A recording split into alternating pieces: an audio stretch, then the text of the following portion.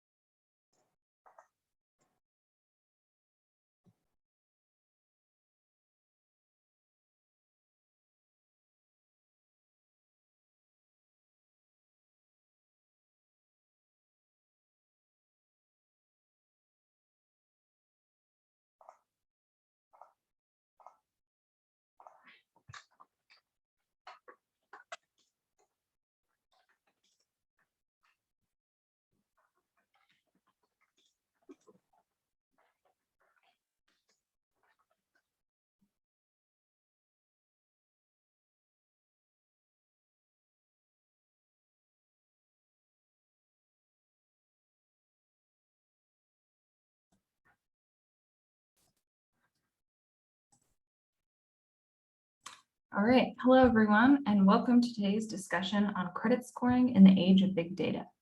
We'll be hearing from experts on the impact of credit scoring and big data on social inequality and how we can find solutions through the use of technology. This event has been organized by a student group from the Franke Global Leadership Initiative and is supported by the Mansfield Center. We are a group of students who all have an interest in how data and technology can be used in both positive and negative ways. And we've chosen to focus our research and efforts in the area of credit scoring. As a result, we have created a podcast exploring methods of credit scoring around the world and how credit systems impact social inequality. You can listen to our podcast on our website, Spotify, or Apple Podcast, and the links are posted in the chat. Today, we are joined by Dr. Josh Lauer and Dr. Cristian Bravo. Dr. Lauer is an associate professor of media studies at the University of New Hampshire and current Kluge Fellow in Digital Studies at the Library of Congress. He is the author of Creditworthy, A History of Consumer Surveillance and Financial Identity in America, and co-editor of Surveillance Capitalism in America. His research on surveillance, technology, and financial culture has appeared in journals such as Big Data in Society, New Media in Society, Technology and Culture, and several edited volumes. Dr. Bravo is an associate professor and Canada Research Chair in Banking and Insurance Analytics at the University of Western Ontario, Canada.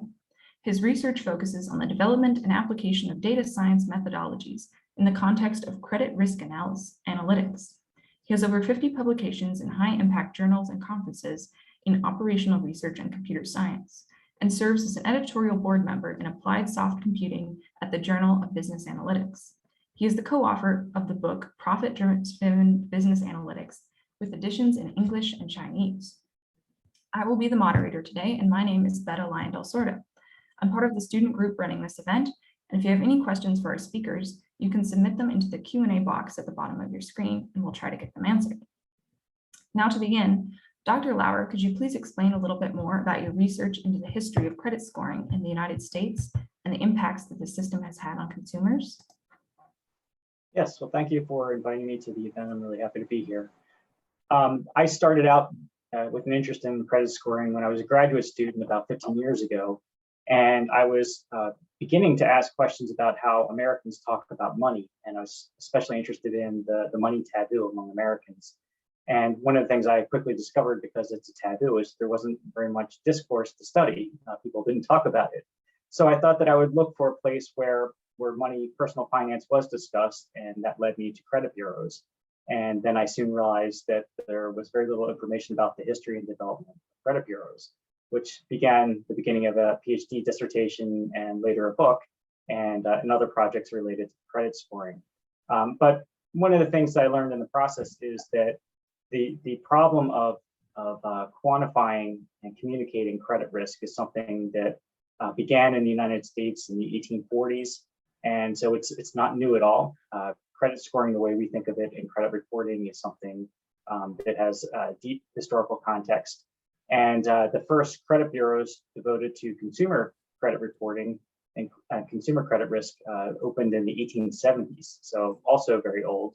And credit scoring itself, statistical kinds of credit scoring that we're familiar with, were first imagined in the 1940s, and then after World War II in the late 1950s, we begin to have the first commercial applications of statistical credit scoring. So, we think of algorithms and credit scores as being very new, credit bureaus and credit reporting as being new, but again, they have a very long history. And it has a history that's been a problem for many years as well. People were worried about their privacy in the 19th century. People were worried about the unfairness of credit scoring models during the 1970s. So these are all issues that have been around for a while. And with credit scoring in particular, it's a technology that is extremely useful, and it has been democratizing in many ways. But it also carries with it certain risks, in particular around the kinds of data that's being used and the way that historical data is connected to historical inequalities that then are reflected in things like credit scores. So my interest really started in the way that money was talked about, and information networks were communicating and collecting this kind of information. And eventually I ended up in a place talking and thinking about credit scoring and algorithms and technologies of classifying individuals according to their risk and elements of their morality. Perfect. Thank you so much. It's great to have you here with your experience in the history of credit scoring. And now we're going to hear from someone who has some experience in the future of credit scoring. Dr. Bravo, could you tell us about your research into using mobile phone data as a way to predict credit scores? Right. So, well, first, thank you again for inviting me. This has been really fun so far, so I'm sure it will be now. The first thing here is that my research is about the use of alternative data in general. So going beyond what typical FICO scores use, right? Typical behaviors, and try to understand two things. One, is there an economic incentive for companies to use this data? And two, what consequences come up if and when you use them? So studying what methods and algorithms can be used for that, and then studying the consequences of using that sort of data. The example that you saw, the one from mobile data, is just one of them, which was, I was a part of the team that worked on that. Sadly, the first author of that paper couldn't be here today, but I'm happy to represent her. And what we did there was try to understand how connections between people actually reflected in terms of how risk propagates across networks, and whether there was an economic incentive, once again, to use that data in the future, and how could it be used.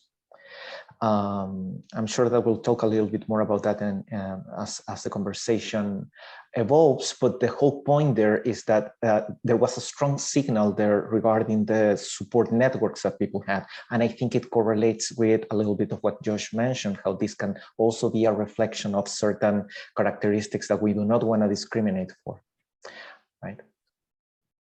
Perfect. Yeah, so we'd like to talk a little bit more about that, the history of how credit scores developed in this way. And Dr. Lauer, you mentioned in our podcast where we interviewed you that credit scores were developed as a risk management tool for lending, but sometimes that purpose has shifted now. Can you talk a little bit about what credit scores are used today beyond that purpose?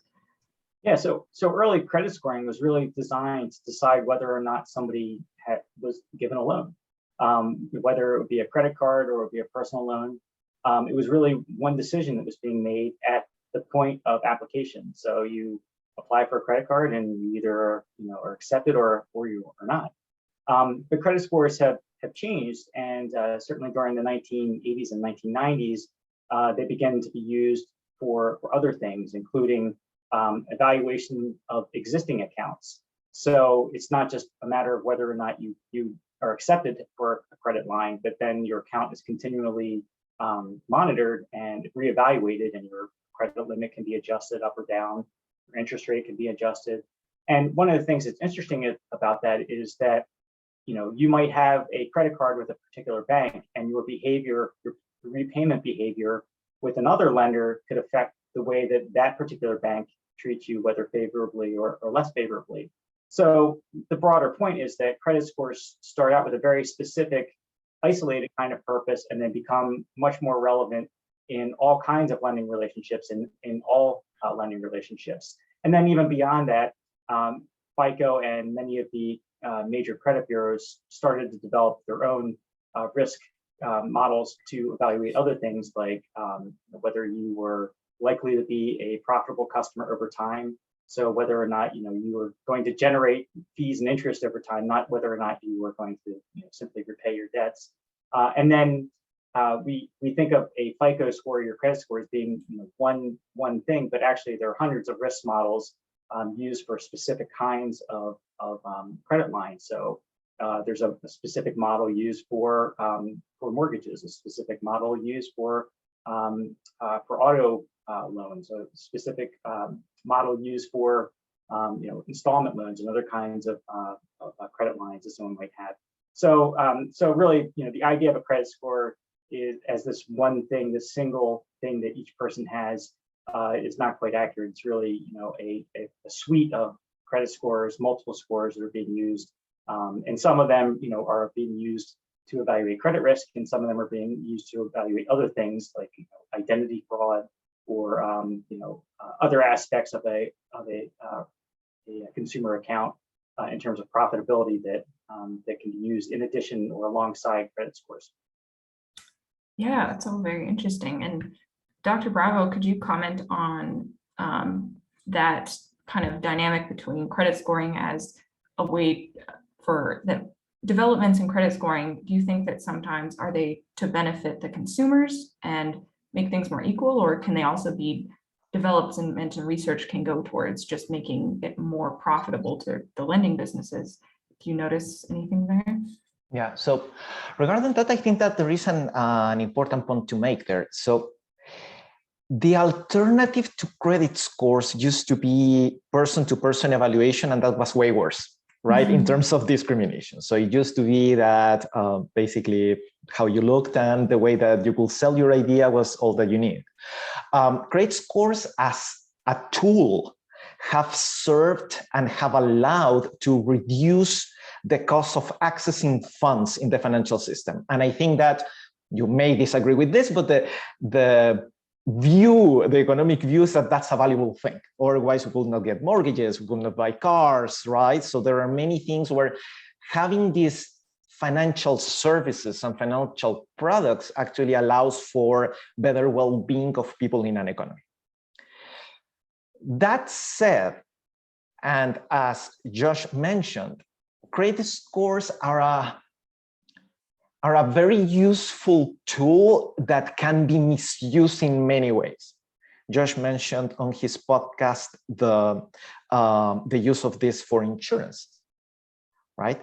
And it's used sometimes for renting. And you can start thinking that whether that's reasonable or not, right?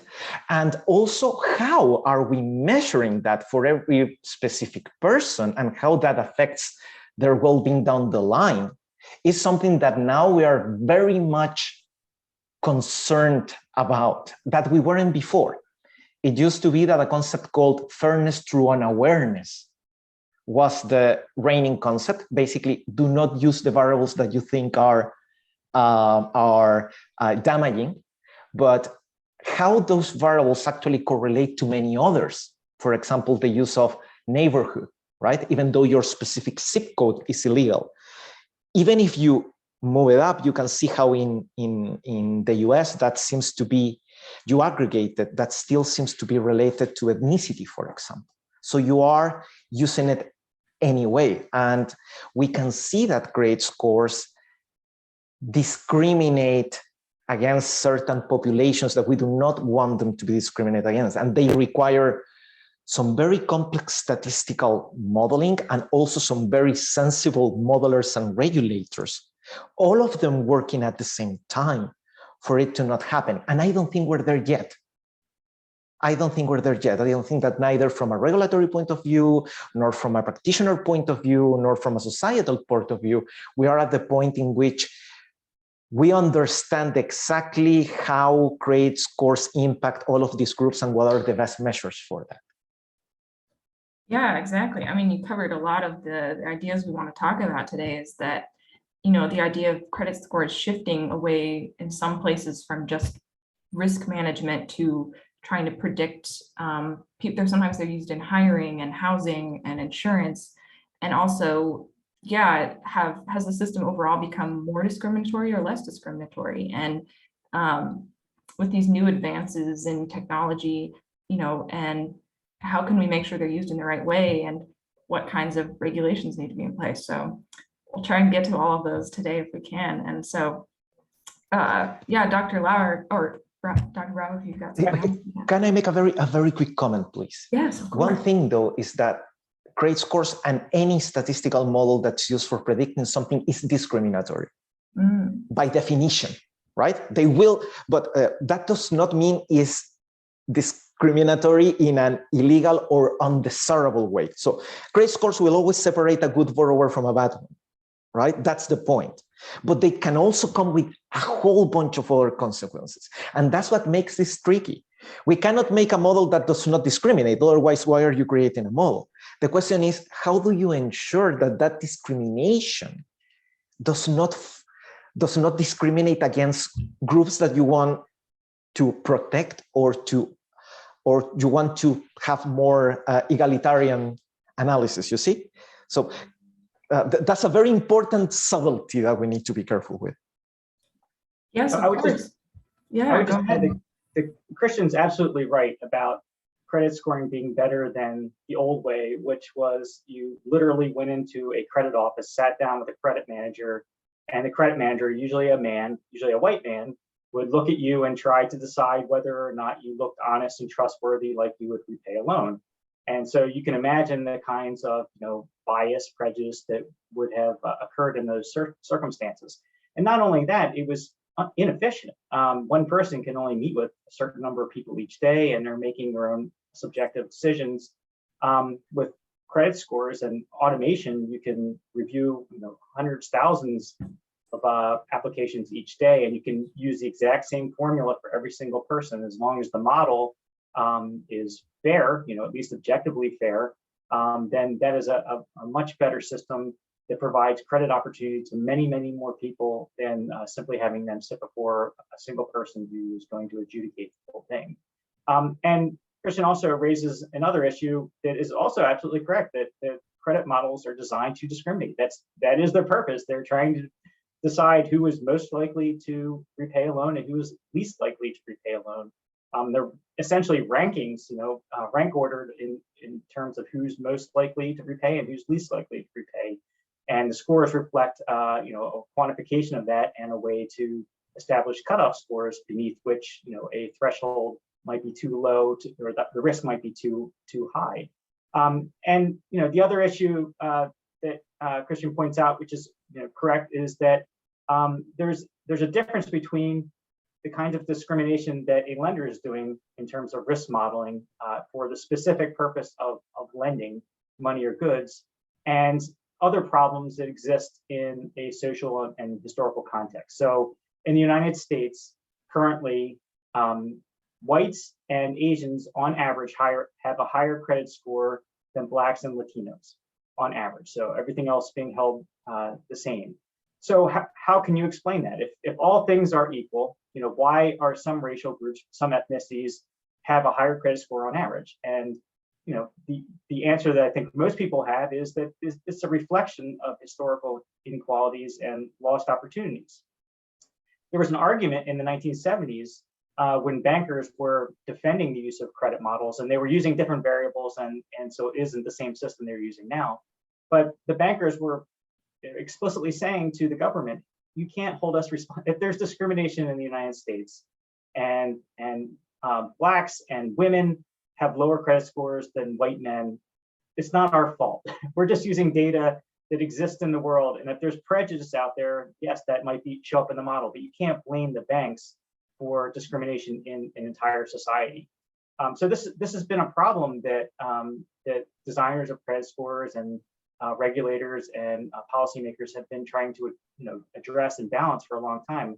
And I also agree with Cristian that in terms of the regulation that's in place, that I'm not convinced that it's a perfect system. I mean, credit scores are much more regulated than any other consumer algorithm that I'm aware of. And still, there are questions about whether it's as good as it could be.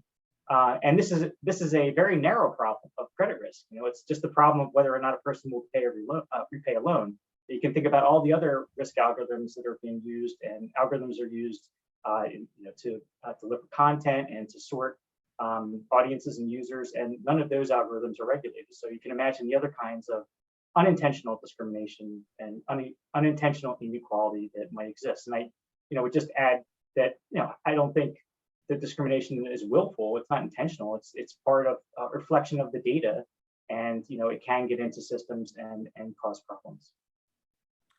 Yeah, exactly. And I think a question for both of you is, as you've kind of studied this in your different areas of research, is have you come across any effective ways for separating, discriminating between bad and good borrowers and leaving out the other kinds of discrimination that we don't want to target? Have you found any solutions in that area? If I may interject there. So from a statistical point of view, yes, there are many methods that you can use to analyze that stuff. You can take out the impact of variables, but it becomes even trickier when you even think exactly what do you want. I think I'm going to connect with what just said. So do we want full independence? There are many discussions on what exactly a fair model is, right? But using one definition, there are three different ways that you can be fair. And they are exclusive. If you take one path, the other two are not satisfied. So this is the part where I said, as a society, we need to have these conversations, and this is why one of the reasons that I really commend the panel that you created and this discussion that you're creating, is that do we want independence? Do we want, for example, Black, Latinos, white, and everyone else? I'm sorry, I hear a noise. I think, yeah. Do we want them to be treated the same, which seems to be the natural way, for example, and the first thing that people think when they are independent? Do we want some difference to be recognized as valid? I think there is a question in the Q&A of why some borrowers are illegal. I'm going to go there, right? I think it's a way of answering that question, is that are some things valid? Like just said, the banks are saying, why are we responsible for solving structural inequalities? I'm just running a business here. Right? Or are we going to say, well, sorry, but you're a part of society and you're the part that actually injects money in this, so you have a social responsibility, right? Now in terms of CRS, corporate social responsibility, CSR, sorry, corporate social responsibility, this is something that we should all chip in. So, or do you want something that matches that depending on your characteristics? So we want all good borrowers, independent of the race, to be treated the same? Or do we want all bad borrowers to also be treated the same?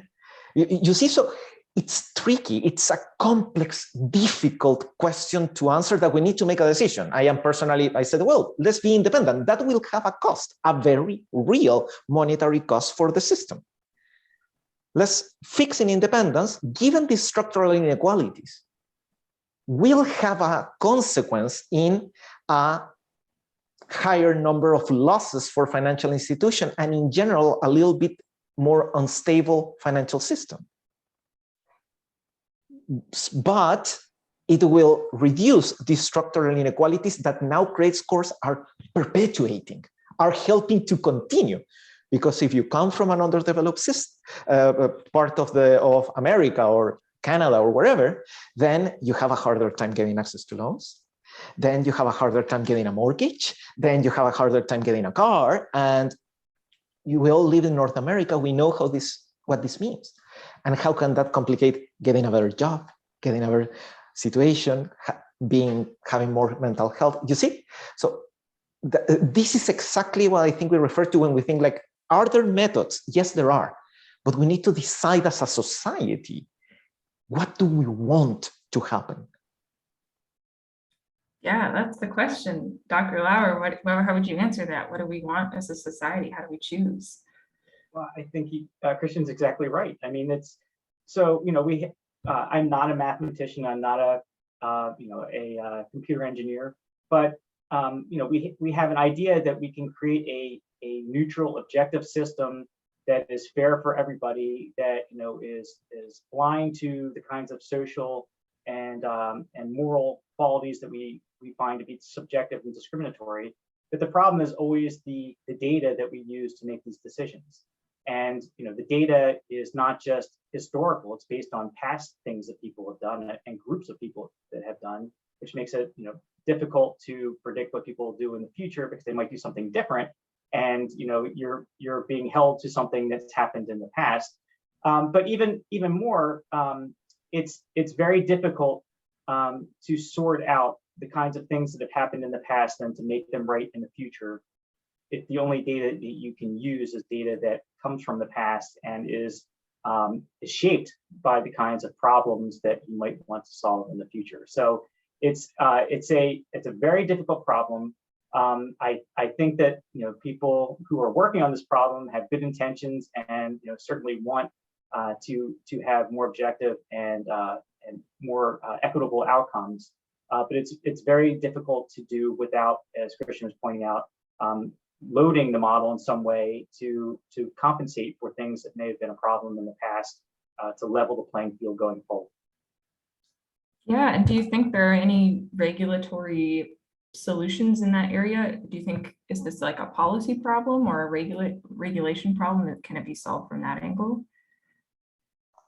So regulation always follows society. Always. Otherwise, that's something that's constant in the development of all laws. So what solution are there? I think that we are just starting to think about that. And let me put it this way. Credit scoring has been used for 40 years. Security, fairness through unawareness, so not adding or collecting the variables. I saw a question there by Raymond Anderson there, so that is asking whether we can even collect those variables, which is true. Sometimes it's even illegal to collect these variables. And now we're realizing that the exact opposite should be true. Just like we know that if you're applying to a job, they ask you voluntarily for your profiling, right? So they can ensure fairness down the line. Maybe the same thing should be done here. And we should allow financial institutions to collect this, or maybe mandated to collect this, and prove that their models are following something. And the regulation is not even there yet. Right now, it's all fairness through unawareness, right? So we are way behind there. But the good news is that in the last 6 years, 5 years, we are thinking about this much, much harder from all points of view. So I will believe that an agreement will come out soon, but we're not there yet. Which one will it be? If you let me, and this is complete looking at a crystal ball, and this is a guess, is going to be forcing independence. So saying that all groups on this particular 2 or 3 variables need to be treated equally.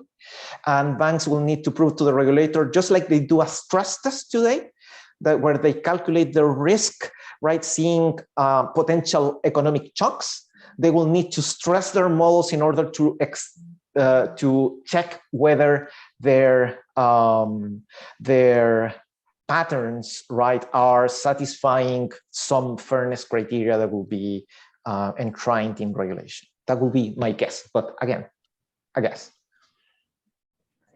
So I would say another thing, there is another trade-off, and it's sort of paradoxical, and that's one of the solutions is for people to provide more information about themselves. And this is especially the case when you think of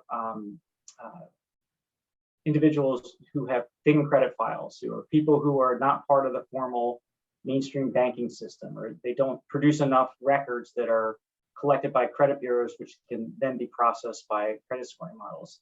So the trade-off would be, if you can provide more information about yourself, if you can participate in a more intensive surveillance system, then the information that is either not available or is unclear to credit reporting agencies and credit scoring models might make it so that a model can be more fair, that more people can participate because there is more full information for each person. But that's paradoxical in the sense that, to have more fairness, And to have a more democratic system in terms of the allocation of credit opportunity, it also means that you would have to give up some privacy, and perhaps a lot of privacy. Yeah, that's a great segue. I wanted to ask Dr. Bravo about the research he's been doing into using mobile phone data connections and social networks between people as a predictor for credit scoring for people with thin files. And so in the research we did as a student group, we found that there's ways that credit scores can be barriers to entry in the financial system. So people who don't have a credit history for whatever reason, maybe they come from a different country, they're just starting out, they haven't ever used credit before, it's very hard for them to enter into the system. So one solution to that is, again, having that more surveillance. But again, how do you use that ethically? Dr. Bravo, do you want to talk about that? Yeah, that's a great question. So, and I'm going to connect here. I've been keeping an eye on the Q&A with a question from Kathy Kimmett. These type of things, these types of new variables, such as the rent that you pay, for example, right? Most people start paying rent when you're very young. So having some sort of way of reporting that can contribute to something to create financial history.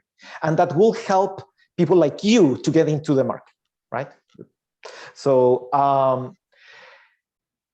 right now, a lot of the things that we have discovered, so that we have studied, are in the context of how to help banks make decisions when they don't know, when they have limited information about the borrowers, just their age, right?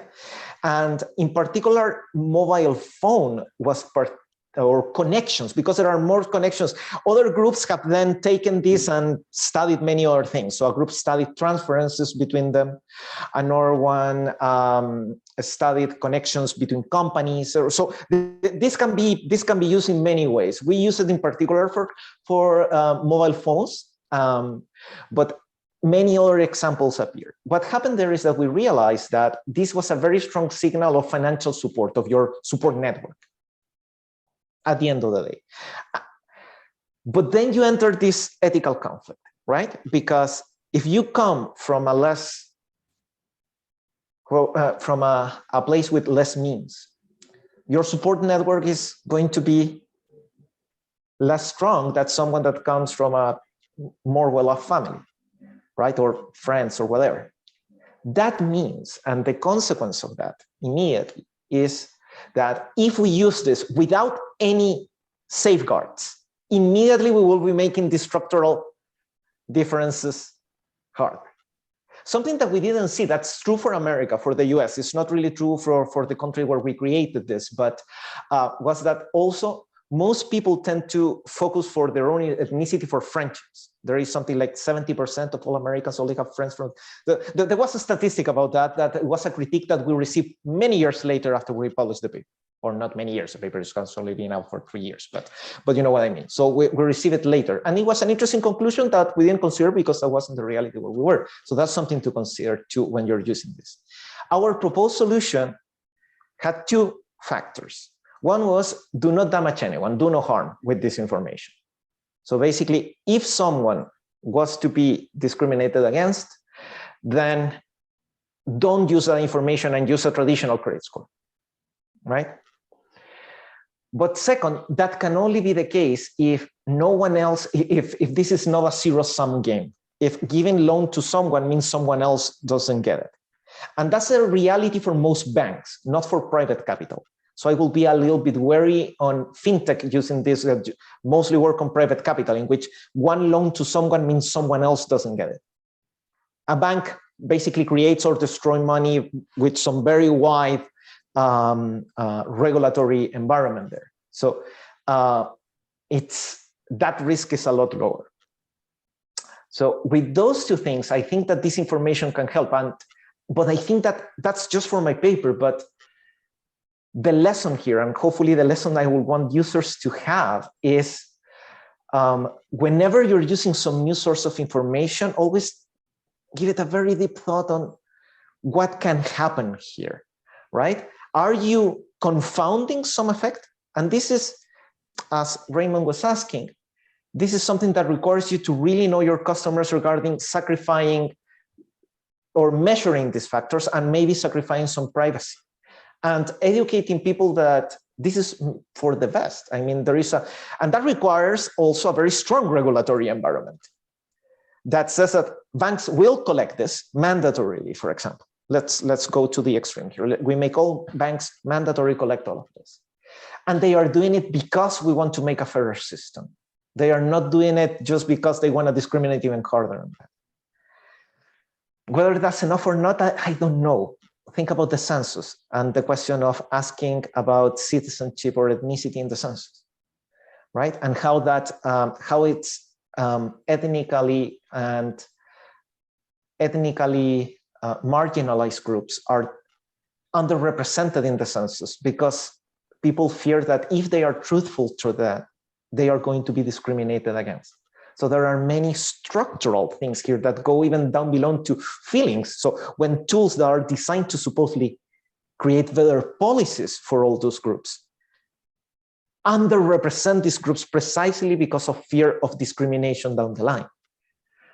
And working with that is a work of social scientists and politicians and statisticians. And it's a very long process. And I don't have a good solution for that for you today. Yes. I mean, yeah, thank you. You covered a lot of the ethical issues there because, is more information always a good thing? Does it lead to more fairness? Does it lead to more discrimination in the wrong kind that we don't want? And I just wanted to summarize for anyone who hasn't read the paper that Dr. Bravo worked on, is that they were able to find a correlation between the people that you call, and if you call people who tend to have a worse credit score, then it's more likely that you might have a worse credit score. If you tend to call people frequently that are have a good credit score, you might also have a good credit score. But that leads just to the question, is like, if you have an uncle who has a bad credit score and you call your uncle all the time, are you going to be hurting yourself in this system if that's what you're being evaluated on? So Dr. Lauer, what do you think about that?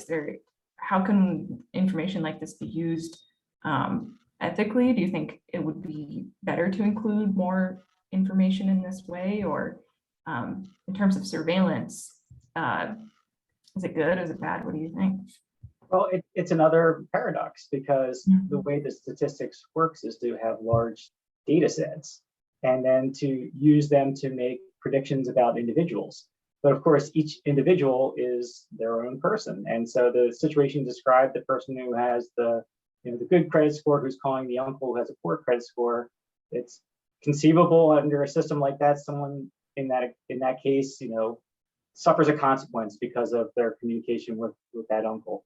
I mean, overall, most people will be treated fairly, assuming the model works and is fair.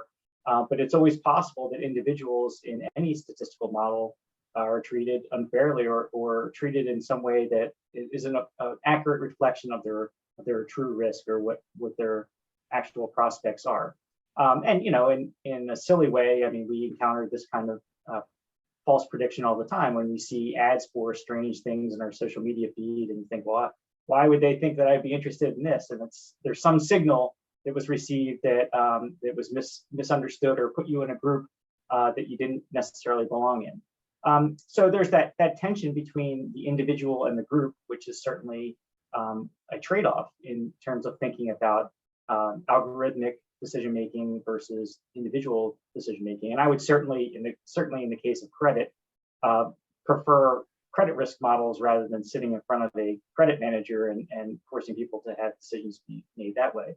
But the other thing that is that goes along with these kinds of risk models, and it's not just credit scoring, but it includes credit scoring, is that there's a moral dimension to it. Because we do start to believe that scores, metrics, represent something real. And it's not that they don't, or that those metrics aren't useful, they are.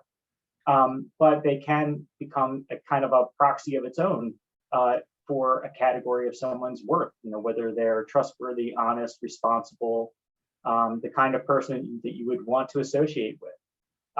And it's a natural sort of inclination that, when you see a restaurant that's rated 5 stars or, an Uber driver that's rated 1 star, that, you make assumptions about what it has to mean because the metric is telling you.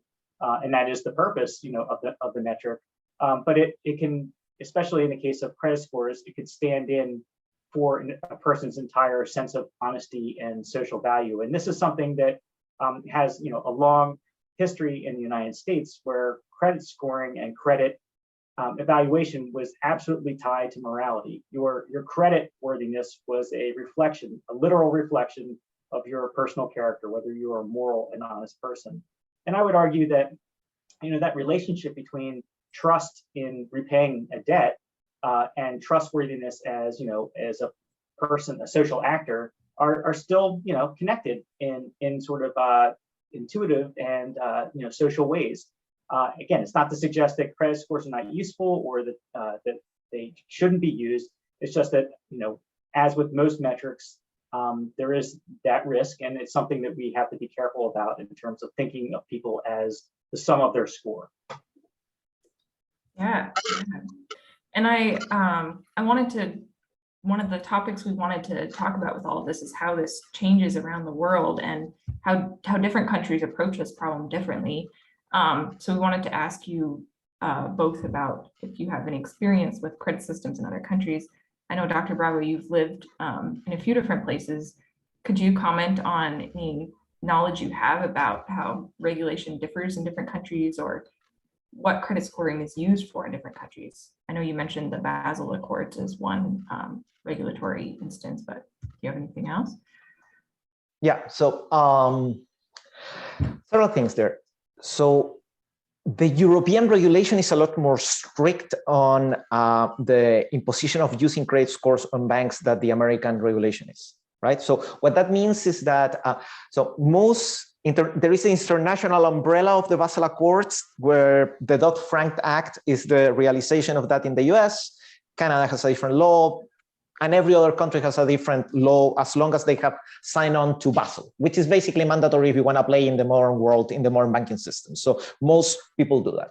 The answer to that is that every country has a different way of implementing this, and it's at a different stage of complexity on this. Possibly Europe is a continent that's further ahead, followed maybe by Singapore and a few others. There are some countries that are definitely a lot back than that. And what I can say is that one thing that probably should be an aim, and I think that this is one of the consequences of why credit scores have been so pervasive in the American society, has been that there is very little incentive for every financial institution to develop their own specific credit scores for their current specific market conditions, as opposed to what happens in Europe, where everyone needs to create their own credit scores. That still happens in the US and in Canada, by the way. It's not that it's not mandatory, but the correlation between the bureau credit scores and the bank credit scores is very high, higher than in what happens in Europe. And the reason for that is that the law forces a different analysis in the implementation in Europe. This is a subtle change. What basically means is that you cannot just use the credit score. FICO credit scores are not the be-all and all of credit scoring, but every bank will have their own credit score for the same product, which is a little bit different from what just said, that many different products have different credit scores. This is different. This is saying every bank produces their credit score following some traditional guidelines, right? But that they aim at whatever they specifically can do at the same time, at that specific time. So for example, that can create a specific bank that focuses on, I'm Latino myself, so in Latino customers, for example. So their credit scores will be tailored to their own specific risk, right? And they will control risk and they will provision following their own specific measure of risk. Instead of just saying, okay, let's use FICO and let's discriminate against Latinos because we know that this is something that occurs, you see?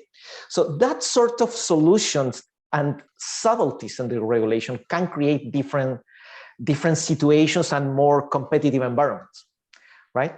But it requires imposing on the financial institutions, again, a much bigger cost because they need to hire the professionals that are able to do this and maintain the systems, blah, blah, blah, right? The US made the decision of imposing such rules only for very large banks with balance sheets of above 600 or 200 billion or something like that. So basically large banks. Everyone smaller than that, they can just use the FICO score and do whatever they want, basically, pretty much, right? Other countries, different countries have different cutoffs, and that means that every country is very specific in the way that this gets brought down. The European Union has this one rule that pretty much applies to everyone there, so it's a lot more standardized. But even then, there are some subtle differences that can create a situation in one country versus the other, but they are all tied on how they take the laws and they bring it down to earth, following the letter of the law and or the spirit of the law, and turning it into the letter of the law. Yeah, I mean, yeah, it's fascinating how all of the laws can actually have an impact on like the actual data science that is happening behind the scenes. I mean, yeah, that's fascinating. And I wanted to get to some questions from the audience. We have one that kind of relates to that. What should be done if a legal variable correlates with an illegal variable, and should these correlates be banned as well? Either of you have any thoughts about that? If something that it's legal to categorize people by happens to have a correlation which a law decides is illegal, should this correlation also be banned? How should laws and regulations work with that?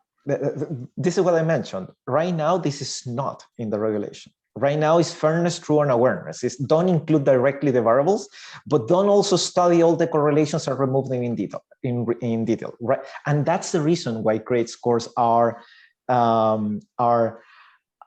ineffective at eliminating, or actually sometimes they can enlarge the structural differences. It's because the solution today is to basically don't collect gender, don't collect ethnicity, don't collect whatever else, and don't use them. But if they are correlated to, for example, zip code, as I explained, then that will create, for sure, and that's a difference, and that's what's happening today. Yeah. I mean, that's not my area of expertise, but it's hard to imagine that there are many variables that are completely disconnected from other social contexts and other characteristics that couldn't potentially have some sort of discriminatory effect.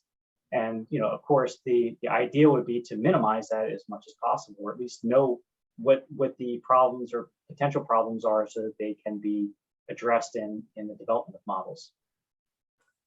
Yeah, and I believe, Dr. Lauer, in our interview with you, you mentioned Kathy O'Neill's book, Weapons of Math Destruction. Was that discussed with you, I believe? It was. Yeah, and so that was actually our inspiration kind of for exploring this whole topic of weapons of math destruction. So in ways math that and algorithms can spiral out of control and have negative consequences. And we have a question about an observation she makes in that book is that credit scores don't just reflect reality, but they also create reality.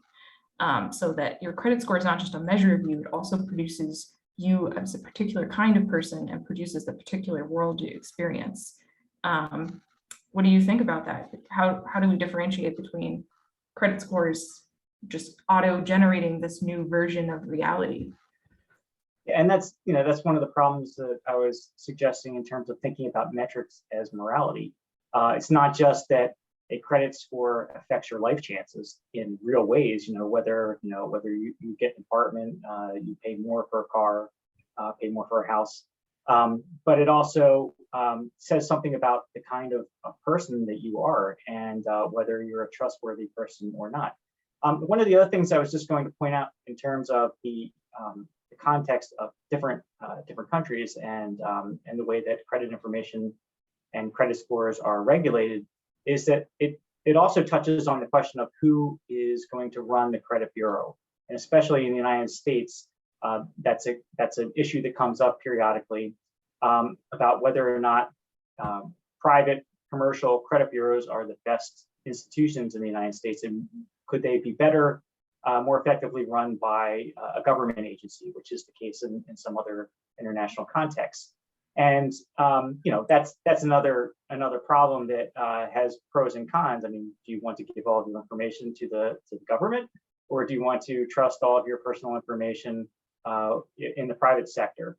But one of the issues underlying that is the quality of the data that's collected from credit bureaus, because FICO models and traditional credit scoring models since the 1990s have relied on credit bureau data to develop the calculations and the scores. So if there are errors in a credit report, those errors can have material effects in a credit score as well. So it's it's the relationship between different kinds of data and historical and systemic inequality, but it's also like the actual quality. Is this information accurate? Is this mispayment on this credit card true, or is this something that was disputed and then never actually updated in your credit report? Yeah. And we have one question that I think is an interesting one. I don't know if either of you have come across data about this, but are these credit scores actually effective tools at predicting non-financial things, like if someone will be a good employee? Has there actually been any data to suggest that having a good credit score will make you a better employee? So there have been people using credit scores for pretty much many things.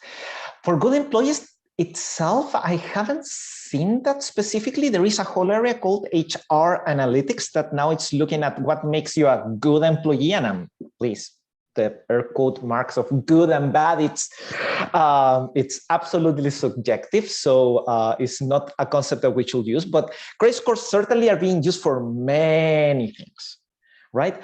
And not all of them financial. And I think that that is something to be argued. And I think I can go a little bit further. There are even some companies that are trying to go the other way. They are trying to tie these moral judgments, right? The Exaco model, for example, I think is humility, emotionality, expression, expressivity, something that comes from psychology, to design credit scores in underdeveloped places, right?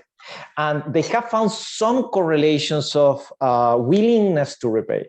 So how much you are responsible when you're facing your financial obligations with some psychological characteristics. But that will require you to actually believe that those are correctly measured, which is another bag of cats that I don't think I will.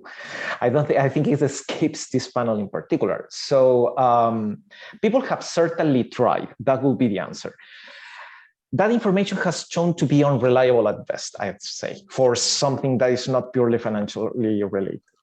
I think that there is too much noise in differentiating what maybe there is a slight trend versus the harm to one individual, right? Remember the principle here, should we do no harm? And I think that there is a wide range of applications in which harm can be done simply because the credit score, there is a lot hidden on the credit score.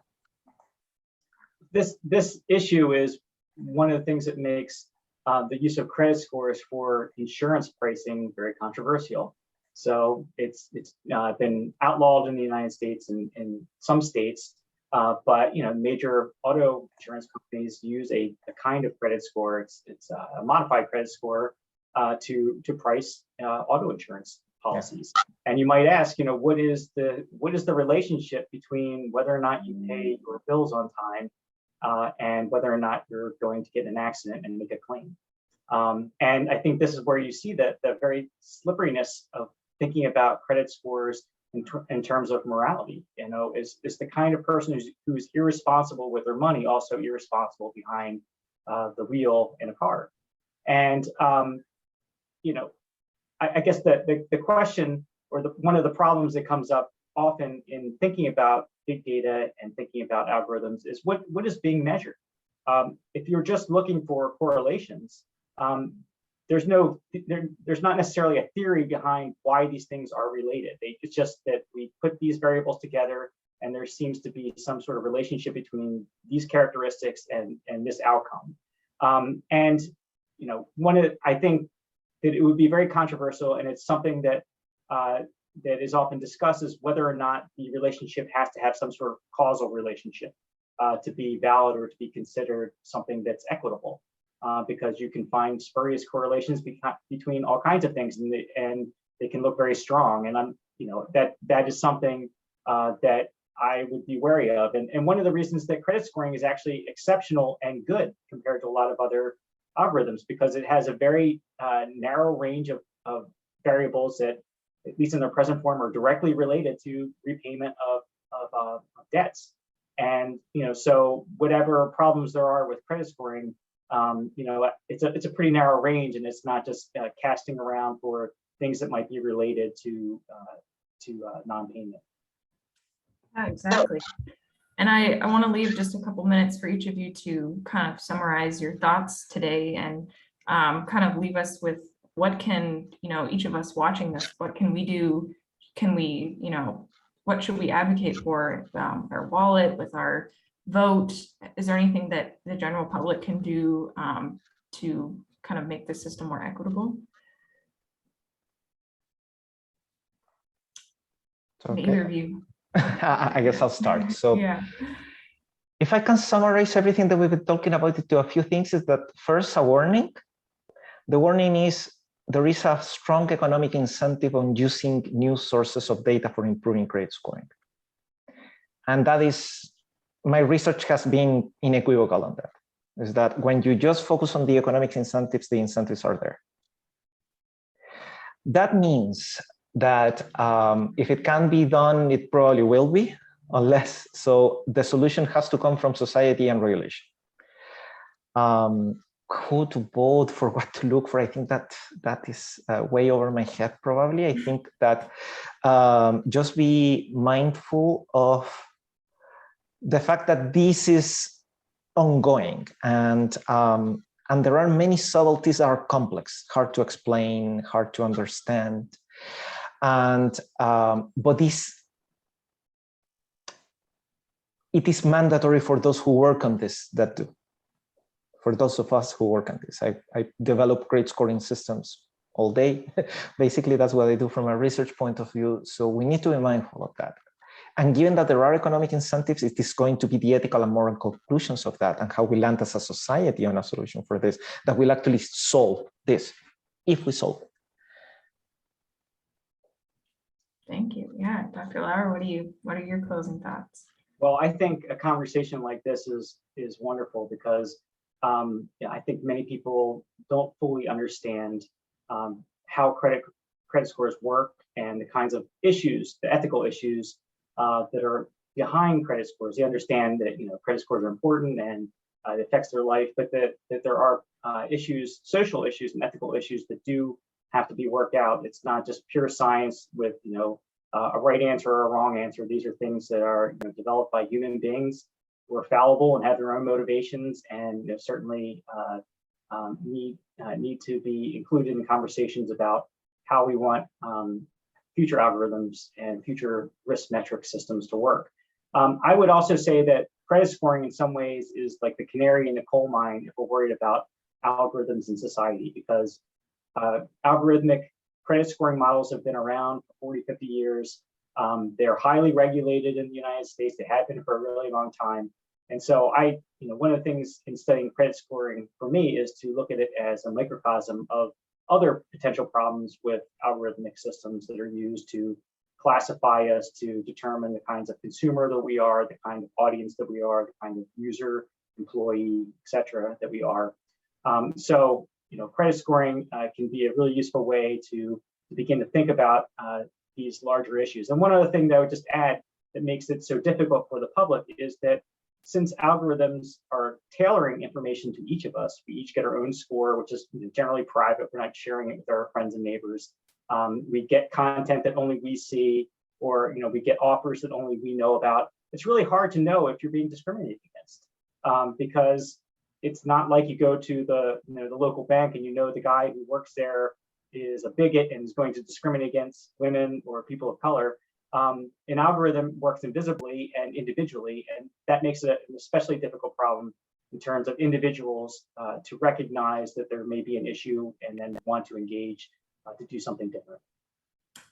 Thank you. Yeah, I think that's why we wanted to create this talk and this podcast, is that one of the most powerful things we can do is just create more awareness out there.